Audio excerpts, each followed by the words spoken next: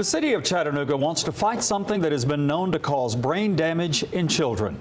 Good evening, I'm Calvin Sneed. I'm Kim Chapman. Tomorrow, Chattanooga City Council will discuss a grant to get rid of lead-based paint still found in low-income housing.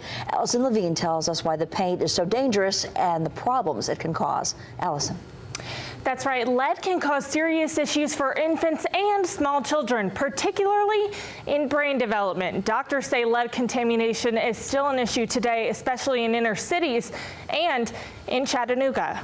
Lead has been around in our community for a long time. Faded and chipped, the paint on some of Chattanooga's oldest homes is more dangerous than meets the eye. And the very young child can get into their bloodstream, get into the brain, and affect their mental development. Chattanooga pediatrician Peter Rawlings says high lead levels are something he still sees in his patients. And we have found sometimes it's related to ingestion of paint chips. They eat it like potato chips. Lead paint isn't unusual in some areas of Chattanooga. Homes built before 1950 probably have lead in them. Particularly in the inner city where Habitat does a lot of their work. That's Habitat for Humanity President and CEO David Butler.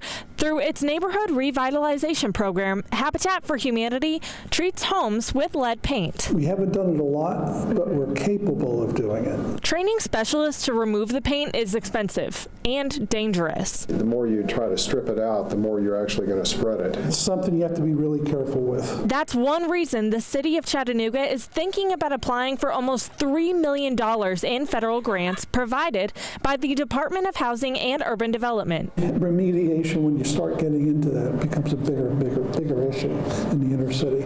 If approved, the city says the grant money will go toward the training of lead paint removal specialists and the preservation of existing affordable housing. Unfortunately, the lower income families have more issues with it. Dr. Rawlings also told me that old lead pipes can cause lead contamination in children. Kim? Allison, thank you. The city of Chattanooga says this is the third year it has applied for this grant. It has not received any money from the grant in previous